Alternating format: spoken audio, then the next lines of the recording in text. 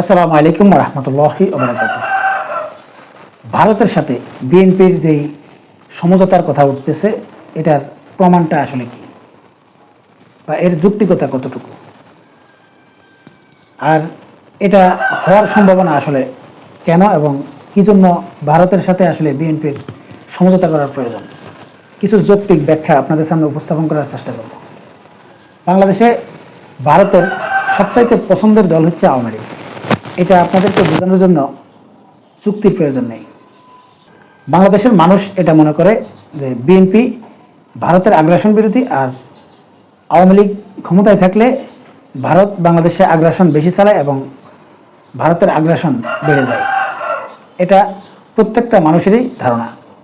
বিগত 16 বছর যাবৎ আওয়ামী লীগকে ক্ষমতায় টিকিয়ে রাখার জন্য যত কলকাঠি নাড়া দরকার সব কিছু করেছে ভারত, এবং আওয়ামী লীগ ক্ষমতায় টিকে রয়েছে ভারতের সুনজরের কারণে এবং ভারতের সাপোর্ট দেওয়ার কারণে।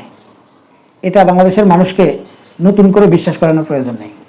আওয়ামী লীগকে পতন করানোর জন্য বিএনপি অনেক আপ্রাণ চেষ্টা চালিয়েছে, কিন্তু সফল হয়নি। এবং বিএনপি মনে করতো যে ভারতকে যদি আসলে আওয়ামী লীগ থেকে বিচ্ছিন্ন করা না যায়, তাহলে আওয়ামী লীগকে পতন করানো যাবে না। আর ভারতকে খুশি করানোর জন্য আসলে বিএনপি জামাতের সাথে সম্পর্ক পর্যন্ত ত্যাগ করেছে। এটাও কেউ অস্বীকার করতে পারবেন না। কিন্তু শেষ পর্যন্ত ভারত কিন্তু আওয়ামী লীগের চাইতে বিএনপিকে বেশি প্রাধান্য দেয়নি। কিন্তু 5 আগস্টের পর আওয়ামী লীগ পতন হয়ে যাওয়ার পর তাহলে বিএনপির কেন প্রয়োজন হবে যে ভারতের সাথে আতাত করার? আর যারা আসলে বলছে যে বিএনপি ভারতের সাথে সমঝোতা করছে, তারাই বা কেন এই কথাগুলো বলছে? এই কথাগুলো বলার কারণ হচ্ছে ভারতের যে চাওয়া বা ভারত যেটা চায়, যেই কোয়ালিটিতে ভারত বিবৃতি দেয়, ঠিক বিএনপির নেতারাও সেই কোয়ালিটিতে বিবৃতি দেয়।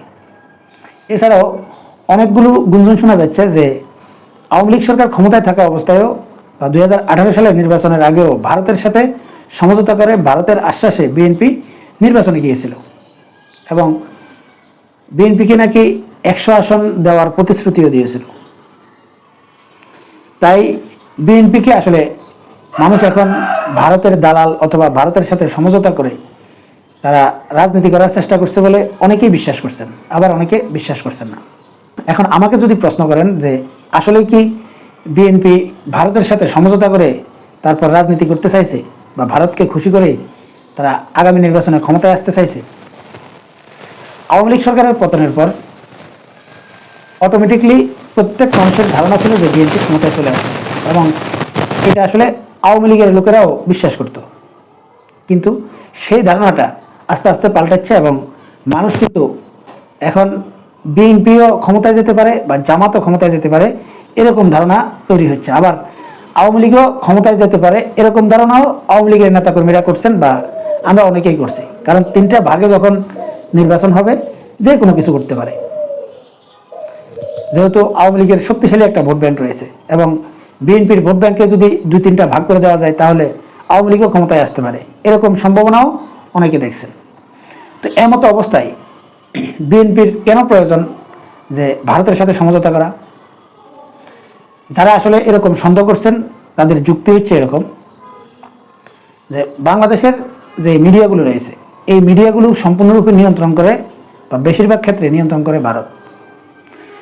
5 আগস্টের পর বিএনপির নেতাকর্মীদের বিরুদ্ধে যেই হারে নিউজ হচ্ছে, তারা চাঁদাবাজি, দখলবাজি, টেম্পো স্ট্যান্ড দখল সহ নানা অপকর্মের যে ভিডিওগুলো এখন খুব জোরে সোরে প্রচার হচ্ছে, এটা অন্য দলের বিরুদ্ধে খুব একটা আপনি দেখবেন না। যেমন 5 আগস্ট গণ অভ্যুত্থান সংগঠিত করেছে কারা? ছাত্ররা।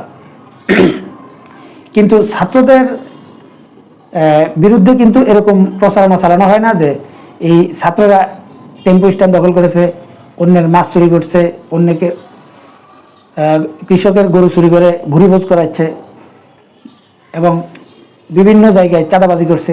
এই জাতীয় খবর আপনি খুব একটা শুনবেন না। কিন্তু প্রতিদিন বিএনপির বিভিন্ন নেতাকর্মীর নামে আসলে এরকম সংবাদ প্রচার হচ্ছে, এবং এতে বিএনপির ইমেজ ক্ষুণ্ণ হচ্ছে। এবং মানুষ কিন্তু এখন বলা শুরু করেছে, আমরা বিএনপি দেখেছি, আওয়ামী লীগ দেখেছি, এবার নতুন কাউকে দেখতে চাই। এই যে একটা পরিস্থিতি তৈরি হয়েছে, এগুলো হওয়ার মূল কারণটা হচ্ছে এই যে বিএনপির নেতাকর্মীদের অপকর্মের যে ভিডিওগুলো ভাইরাল হচ্ছে, এবং খবরগুলো যেহেতু ভাইরাল হচ্ছে এবং বিএনপি নিজেদের দলের মধ্যে আধিপত্য বিস্তার নিয়ে আসলে নিজেরা মারামারি করছে এবং সেখানে খুন পর্যন্ত হচ্ছে নিজ দলের নেতাকর্মীদের মাধ্যমে। এই জাতীয় কারণে আসলে মানুষ আওয়ামী লীগের উপরে যে কারণে বিরক্ত, ঠিক একই রকম বিএনপির উপরেও বিরক্ত হচ্ছে এবং একটা শ্রেণীর মানুষ আসলে এই দুইটা দলকে বয়কট করে নতুন কোনো দল খুঁজতেছে। যেহেতু বিএনপির নিশ্চয়তা ছিল যে তারা আগামীতে ক্ষমতায় চলে আসতেছে এবং সেটা যেহেতু ভাটা পড়তেছে এবং সেই জায়গায় আসলে অনেক বড় একটা দূরত্ব তৈরি হচ্ছে মানুষের চিন্তাধারায় এবং মিডিয়াগুলো যেভাবে প্রচারণা চালাচ্ছে, ঠিক এই কারণে বিএনপির ভারতের সাথে হয়তো সমঝোতা করার কথা বা সমঝোতা করতে পারে। এছাড়া অন্য কোনো কারণ আছে বলে আমি মনে করি না। আর দ্বিতীয় কারণ হচ্ছে, যদি বিএনপি মনে করছে যে তারা আগামীতে ক্ষমতায় আসবে এবং ক্ষমতায় আসার পরে তারা যাতে ক্ষমতায় টিকে থাকতে পারে, তাদের বিরুদ্ধে যাতে আসলে অপপ্রচার কম হয় মিডিয়া কেন্দ্রিক, এই জাতীয় অনেকগুলো কারণে আসলে ভারতের সাথে বিএনপির সমঝোতা করার সম্ভাবনা রয়েছে। এর বাইরে বিএনপির সাথে ভারতের সমঝোতা হওয়ার খুব বেশি আমি সম্ভাবনা দেখি না, কারণ ভারত কখনো জিয়া পরিবারকে, অন্তত এই বঙ্গবন্ধু পরিবারের মতো বিশ্বাস করবে না। মানে খালেদা জিয়া এবং তারেক রহমানকে ভারত অতটুকু বিশ্বাস কখনোই করবে না যেরকম শেখ হাসিনা বা বঙ্গবন্ধু পরিবারকে করবে। তাই আমার কেন জানি মনে হচ্ছে যে ভারতের সাথে বিএনপির যদি সমঝোতা হয় বা সমঝোতা করে যদি তারা এই রাজনীতি করতে, শুধুমাত্র এই কারণগুলোর জন্যই করবে, এর বাইরে অন্য কোনো কারণ থাকার কোনো সম্ভাবনা নেই। সম্মানিত দর্শক, আপনারা কি মনে করছেন কমেন্টসে জানাবেন। আল্লাহ হাফেজ।